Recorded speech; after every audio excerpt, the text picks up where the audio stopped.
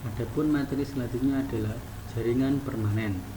Jaringan permanen adalah jaringan yang berasal dari pembelahan sel-sel meristem primer maupun sekunder yang telah berdiferensiasi atau telah mengalami perubahan bentuk sesuai dengan fungsinya. Jaringan permanen bersifat non-meristematik atau tidak aktif membelah, tidak tumbuh, dan tidak aktif membelah lagi. Berdasarkan fungsinya, jaringan dewasa dibedakan menjadi 4 macam, yaitu jaringan pelindung epidermis, jaringan dasar parenkim, jaringan penyokong, jaringan pengangkut vaskuler, dan jaringan sekretori. Di samping dapat kita lihat suatu gambar, yaitu gambar jaringan permanen pada daun. Nah, pada materi kali ini kita hanya akan membahas jaringan epidermis saja. Terima kasih. Materi selanjutnya yaitu mengenai jaringan epidermis. Jaringan epidermis merupakan jaringan tubuh tumbuhan yang terletak paling luar. Jaringan epidermis meliputi seluruh tubuh tumbuhan mulai dari akar, batang, daun, bunga, buah, dan biji. Adapun fungsi jaringan epidermis adalah sebagai pelindung jaringan di dalamnya, serta sebagai tempat pertukaran zat. Kenapa disebut sebagai pelindung? Karena pelindung terhadap hilangnya air yang disebabkan oleh penguapan, seperti membatasi transpirasi, serta untuk menjaga kerusakan mekanik, misal diinjak-injak, serta dapat sebagai menjaga perubahan temperatur dan hilangnya zat-zat makanan. Epidermis biasanya terdiri dari satu lapisan sel, tapi pada beberapa tumbuhan, sel protodon pada daun membelah dengan bidang pembelahan sejajar dengan permukaan dan turunnya membelah lagi sehingga terjadi epidermis berlapis. Misal, filamen pada akar anggrek. Sebagian besar terdiri dari sel-sel yang tak terspesialisasi. Bentuk ukuran susunan sel epidermis berbeda-beda pada berbagai jenis tumbuhan, tapi semuanya rapat satu sama lain. Nah, selanjutnya yaitu sifat atau ciri-ciri jaringan epidermis, yaitu 1.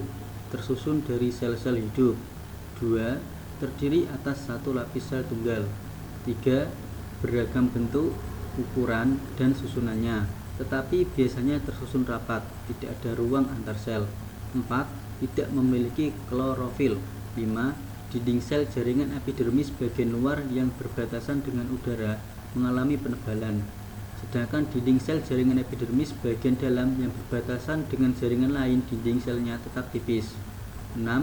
Mengalami modifikasi membentuk derivat jaringan epidermis, misal stomata, trikomata, spina, filamen, sel kipas, dan sel kersik. Materi selanjutnya yaitu macam-macam jaringan epidermis, yaitu 1. Rambut akar.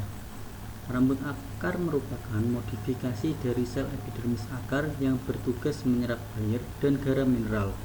Pertumbuhan rambut akar memperluas permukaan akar sehingga penyerapan lebih efisien. Jaringan epidermis akar merupakan lapisan yang hanya terdiri dari satu lapisan sel. 2. Sel silika dan gabus silika. Sel silika mengandung kristal silika, tetapi sel gabus mengandung endapan suberin. Kedua sel ini juga akan selalu berkumpul yang biasanya ditemukan pada tulang daun gramin. 3. Litokis. Litokis merupakan sel yang dimana memiliki dari epidermis normal dengan adanya perkembangan khusus ke arah dalam. Sel yang akan tersebut akan juga mempunyai kristal kalsium karbonat yang sering disebut dengan sistolit. Yang keempat, sel kipas atau buliform. Sel kipas berupa beragam sel yang akan lumayan besar dari sel epidermis, vakuola besar, berlapis tipis, atau juga berisi air. Efek dari sel kipas merupakan untuk membuka dan menutup daun. Yang kelima, stomata. Stomata adalah pori-pori kecil yang dimiliki semua tumbuhan darat. Stomata dapat ditemukan pada bunga dan batang, tetapi stomata umumnya terletak pada epidermis bagian bawah daun. Dan keenam, trikoma. Trikoma merupakan suatu tonjolan epidermis yang terdiri atas satu sel atau bahkan lebih, yang sering digunakan sebagai ciri taksonomi familia. Manfaat trikoma di tumbuhan merupakan sebagai penjaga akan gangguan yang juga berasal dari luar atau menghambat penguapan. Materi selanjutnya yaitu struktur jaringan epidermis. Sebagian besar epidermis terdiri dari sel yang boleh dikatakan tak terspesialisasi. Sel yang lebih terspesialisasi tersebar di dalamnya. Sel epidermis memiliki protoplas hidup dan dapat menyimpan berbagai hasil metabolisme. Sel mengandung plastid yang memiliki gerana sedikit saja, sehingga tidak membentuk klorofil. Dalam plastid ditemukan pati dan protein, sedangkan dalam vakuola ditemukan antosianin. Dinding sel epidermis beragam bentuk pada tumbuhan yang berbeda dan ditemukan di bagian yang berlainan pada tumbuhan yang sama, pada biji, sisik, dan berbagai macam daun seperti daun coniferae. Dinding sel epidermis amat tebal serta berlignin. Lapangan nokta primer terdapat terutama pada dinding radial dan dinding sebelah dalam. Pada dinding luar, kadang-kadang terlihat daerah dengan ruang antar fibril lebar yang disebut ektodesmata. Kutin, senyawa bersifat lemak, merembes ke dinding sebelah luar dan membentuk lapisan terpisah, yakni kutikula. Kutikula di permukaan luar epidermis. Tebal kutikula beragam dan berkembangnya dipengaruhi keadaan lingkungan. Kutikula umumnya tertutup oleh bahan bersifat lilin yang merupakan lapisan datar atau berbentuk batang atau filamen. Dalam hal ini, lilin nampak seperti lapisan putih yang mudah terlepas. Kutikula bagian dinding yang berkutikula serta lapisan lilin berperan mengurangi penguapan air. Kemudian protoroplas.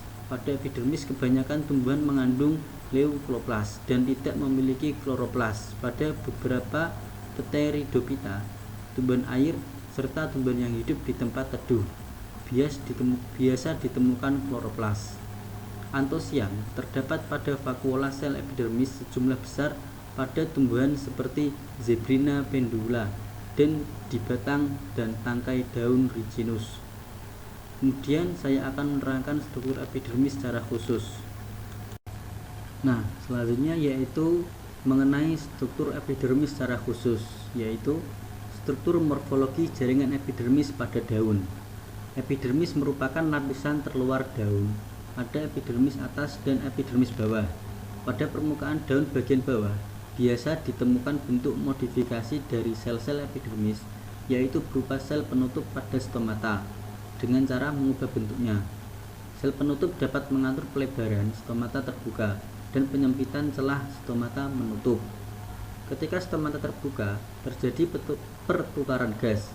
Karbon dioksida berdifusi masuk dan oksigen berdifusi keluar.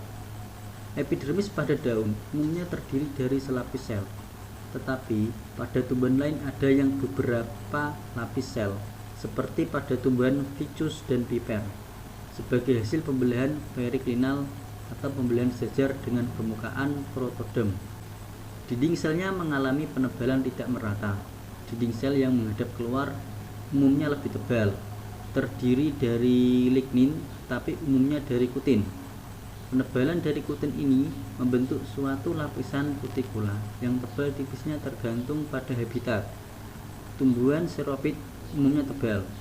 Pada beberapa jenis tumbuhan, selain kutin masih terdapat lapisan lilin di atasnya. Lapisan lilin kutikula epidermis dapat mencegah atau meminimalisasi hilangnya air dari tumbuhan. Sel-sel epidermis tidak mengandung kloroplas, kecuali pada sel penutup. Tetapi pada tumbuhan tenggelam dalam air, epidermisnya mengandung kloroplas. Kemudian, struktur jaringan epidermis pada batang, yaitu 1. Batang dikotil, terdiri atas selapis sel yang tersusun rapat, tidak mempunyai ruang antar sel.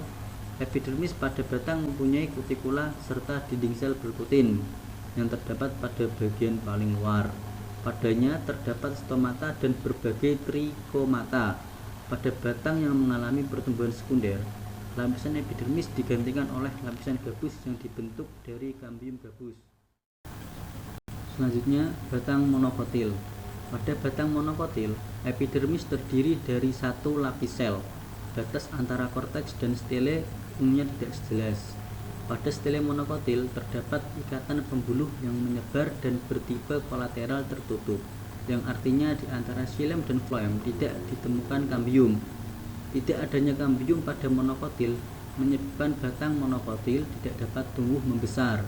Dengan perkataan lain, tidak terjadi pertumbuhan menebal sekunder. Meskipun demikian, ada monokotil yang dapat mengadakan pertumbuhan menebal sekunder, misalnya pada pohon hanjuang atau Orchilene sp. dan pohon nanas seberang, yaitu Agave sp. Pun struktur jaringan epidermis pada akar. Epidermis dan bulu akar. Epidermis terdiri dari sel-sel yang rapat tanpa ruang antar sel, berdinding tipis, memanjang sejajar sumbu akar, pada penampang melintang berbentuk membulat. Dinding sel disusun oleh selulosa dan pektin yang menyerap air. Bila epidermis terkelupas waktu akar menua, dinding selnya akan mengalami penebalan dengan kutin dan suberin. Penyerapan terjadi pada bagian ujung akar. Permukaan sel epidermis sebelah luar membentuk tonjolan, yaitu rambut akar atau bulu akar. Sel-sel yang membentuk bulu akar terletak di belakang daerah pembentangan, meliputi sepanjang daerah 1 sampai beberapa sentimeter. Selanjutnya yaitu fungsi jaringan epidermis. Adapun fungsi jaringan epidermis secara umum dapat dijabarkan sebagai berikut, yaitu 1. Sebagai pelindung terhadap hilangnya air karena adanya penguapan. 2. Sebagai pelindung terhadap kerusakan mekanik. 3. Sebagai pelindung terhadap perubahan temperatur. 4. Sebagai pelindung terhadap hilangnya zat-zat makanan. 5. Pelindung tidak dapat ditembus air dari luar, kecuali akar yang muda. 6. Meresap air dan mineral pada akar yang muda. Oleh karena itu, akar yang muda, epidermisnya diperluas dengan tonjolan-tonjolan yang disebut bulu akar. 7. Untuk penguapan air yang berlebihan bisa melalui evaporasi atau gutasi. 8.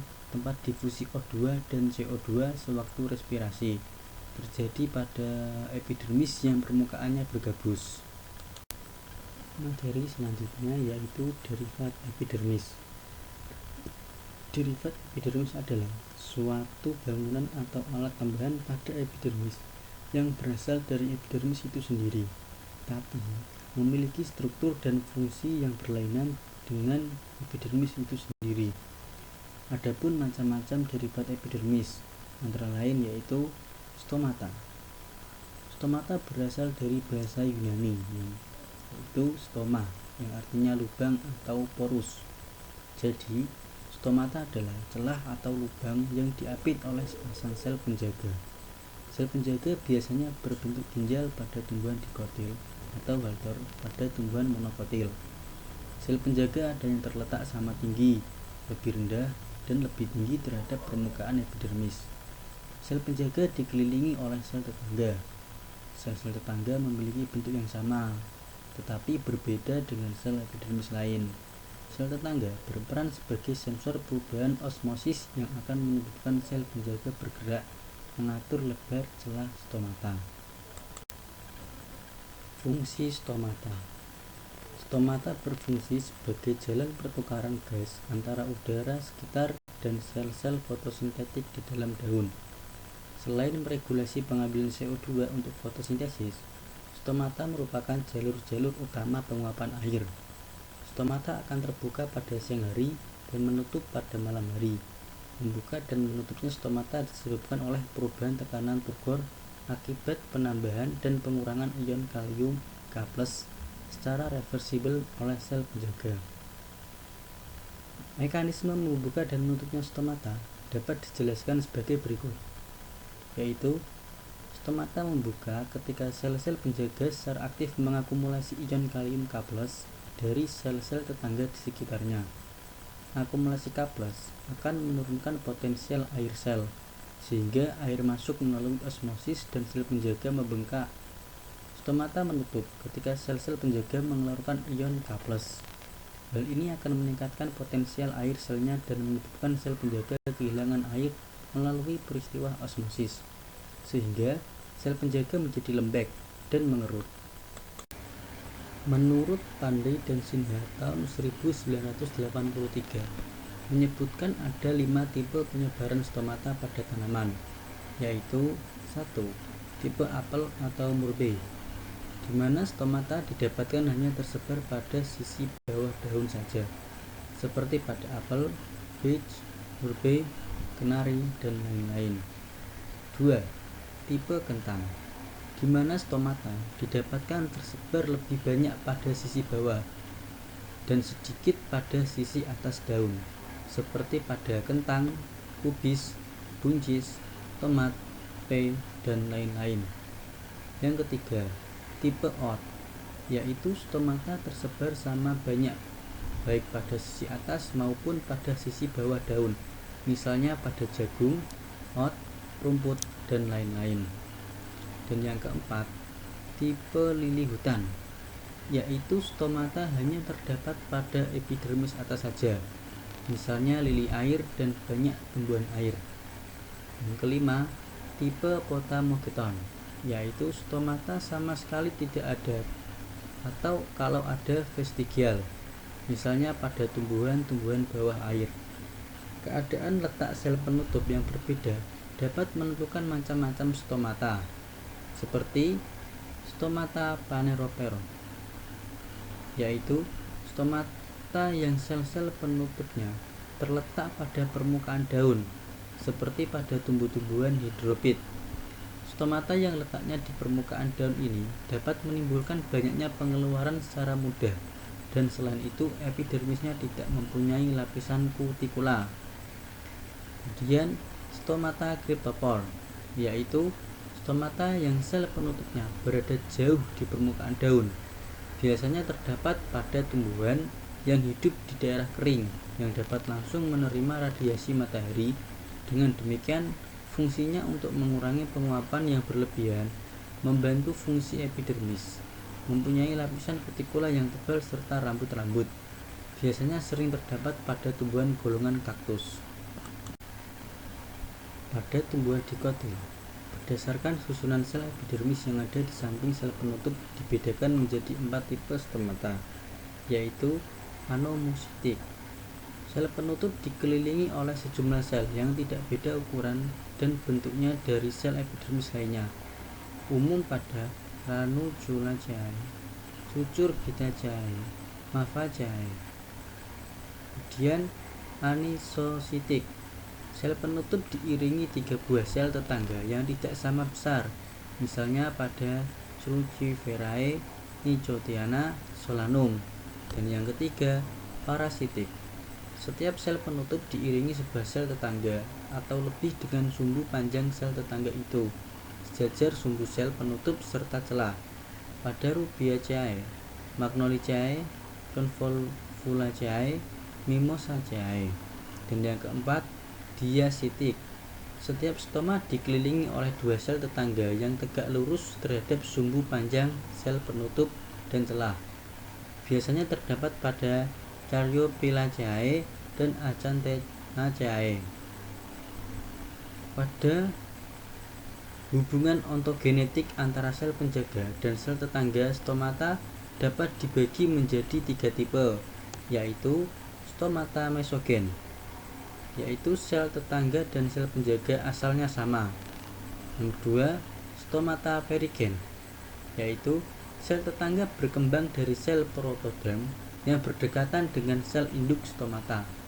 Dan yang ketiga, stomata mesoperigen, yaitu sel-sel yang mengelilingi stomata asalnya berbeda, yang satu atau beberapa sel tetangga dan sel penjaga asalnya sama, sedangkan yang lainnya tidak demikian. Materi selanjutnya yaitu trichomata. Trichomata merupakan rambut bersel satu atau bersel banyak yang dibentuk dari sel epidermis. Struktur yang lebih besar dan padat seperti kutil dan duri, tersusun oleh jaringan epidermis atau jaringan di bawah epidermis.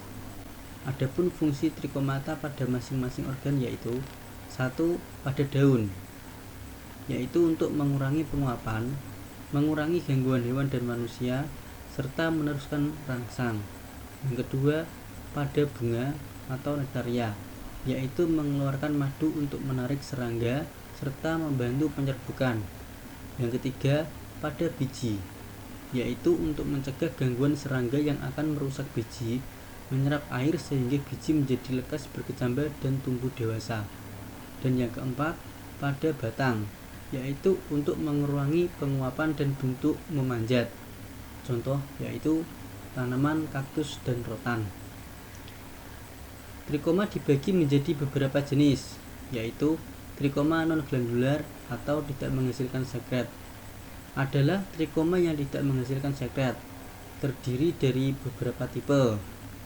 Contohnya, rambut bersel satu atau bersel banyak, yang tidak memipih, yang umum dijumpai pada jenis Lauraceae, Moraceae, Tritigium, Hordeum, Pelargonium, dan Gossypium. Berikut adalah gambar dari rambut bersel satu atau bersel banyak. Selanjutnya, rambut yang memipih dan bersel banyak. Contohnya pada tumbuhan Olea dan Cruciferae. Berikut gambarnya. Nah, di bawahnya lagi terdapat rambut bercabang bersel banyak yang dapat berbentuk bintang atau tempat lilin bercabang. Misalnya pada Stearac, Platanus verbacum. Dan berikut gambarnya. Kemudian rambut akar. Rambut akar yaitu trikoma kasar berserat yang di pangkalnya terdiri atas sedikitnya 2 atau lebih deretan sel yang berdampingan. Berikut gambarnya. Kemudian yaitu ada jenis trikoma glandular yang menghasilkan sekret. Trikoma ini dapat bersel satu, bersel banyak, atau berupa sisik. Trikom glandular terlibat dalam sekresi berbagai bahan. Contohnya terdapat pada gambar berikut, yaitu gambar A, jenis spesies Cicer ariethinum yang memiliki trikom hidatoda. Kemudian yang gambar B, Avicennia germinans memiliki trikom sekresi garam. Kemudian gambar C, ada Abuthiolon pictum memiliki trikom sekresi nektar. Dan yang terakhir gambar D, yaitu spesies Urtica verax memiliki rambut sengat. Materi selanjutnya yaitu mengenai litokis. Litokis umumnya terdapat pada epidermis ficus dengan penebalan sentripetal yang tersusun oleh tangkai selulosa dengan deposisi atau endapan Ca-karbonat yang membentuk bangunan seperti sarang lebah dan disebut sistolit yang berfungsi untuk pertahanan yang lebih kuat di batang. Berikut ada gambarnya yaitu litokis di bagian kanan atas. Selanjutnya silika, kersik, dan gabus. Pada Graminae, di antara sel-sel epidermis yang memanjang, sebelah atas tulang daun terdapat sel pendek yang terdiri dari 2 tipe sel, yaitu sel silika dan sel gabus. Sel silika dan sel gabus seringkali secara berturut-turut dibentuk dalam pasangan di sepanjang daun. Sel-sel silika yang berkembang sepenuhnya mengandung badan-badan silika yang berupa massa silika yang isotropik dan di tengah-tengahnya biasanya berupa granula-granula renik berbentuk bulatan, elips, halter, atau berbentuk pelana. Sel gabus dindingnya mengandung suberin dan sering mengandung bahan organik yang padat, bentuknya segitiga, segi 4, tidak teratur, angka 8, membulat, dan lain-lain. Adanya sel silika dan sel gabus pada tumbuhan menyebabkan permukaan batang pada tumbuhan tersebut menjadi keras, sehingga keduanya berfungsi untuk memperkuat batang. Contoh tumbuhan yang memiliki sel silika adalah batang tumbuhan tebu. Berikut gambarnya dari sel silika dan gabus. Selanjutnya yaitu sel kipas atau buliform cell. Sel-sel ini berukuran lebih besar dibandingkan dengan sel epidermis, berbentuk seperti kipas, berdinding tipis, dan mempunyai vakuola yang besar. Dindingnya terdiri dari bahan-bahan selulosa dan pektin. Dinding paling luar mengandung kutin dan diselubungi kutikola. Sel kipas berfungsi untuk menyimpan air dan mengurangi penguapan. Ketika udara panas, air di dalam sel kipas akan menguap dan sel kipas akan mengerut sehingga luas permukaan atas daun menjadi lebih kecil dari luas permukaan bawah daun. Hal tersebut menyebabkan daun menggulung, sehingga laju penguapan pun berkurang. Selanjutnya yaitu lenticel. Pada beberapa tumbuhan, di permukaan batangnya ada bintik-bintik yang disebut lenticel. Terjadinya lenticel adalah apabila pada permukaan batang dulu dijumpai stoma. Setelah stoma tidak berfungsi lagi, maka stoma akan berubah fungsi menjadi lenticel atau pori gabus. Karena lubang stoma diisi oleh sel koripeloid, yaitu sel-sel yang dindingnya mengandung zat gabus. Sel gabus tersebut berasal dari gambium gabus yang tidak membentuk velum ke arah luar, tetapi membentuk koripeloid. Semakin lama semakin banyak, sehingga dapat tersembur keluar dan dari luar tampak sebagai bintik-bintik. Lenticel berfungsi dalam pertukaran gas di batang. Selanjutnya yaitu filamen. Filamen tersusun atas sel-sel mati yang terdapat di bagian dalam epidermis akar gantung atau akar udara pada tumbuhan epifit, atau biasa disebut tumbuhan yang menempel pada benda atau tumbuhan lain. Filamen berfungsi untuk menimbun air yang diperolehnya dan mengikat oksigen. Contoh pada tumbuhan anggrek. Berikut gambarnya. Kemudian parenkim air atau jaringan air. Parenkim air merupakan beberapa lapis sel di sebelah dalam epidermis daun tumbuhan Xerophyta, tersusun oleh sel yang besar-besar berdinding tipis dengan vakuola sentral yang besar. Parenkim air berfungsi untuk menyimpan air pada tumbuhan Xerophyta. Berikut contoh gambarnya. Selanjutnya yaitu spina atau duri. Spina atau duri adalah tonjolan pada permukaan epidermis batang yang terbentuk dari jaringan stele di bawah korteks. Contohnya duri pada batang tumbuhan bunga kertas. Spina berfungsi sebagai pelindung tumbuhan. Berikut gambarnya. Selanjutnya yaitu emergensia atau duri palsu. Emergensia adalah tonjolan pada permukaan organ yang terbentuk dari jaringan epidermis dan jaringan di bawah epidermis. Contoh tumbuhan yang memiliki emergensia adalah duri tempel pada batang mawar, rambut-rambut pada buah rambutan. Baik, mungkin cukup itu presentasi dari kami kelompok 1. Kurang lebihnya kami mohon maaf. Wassalamualaikum warahmatullahi wabarakatuh.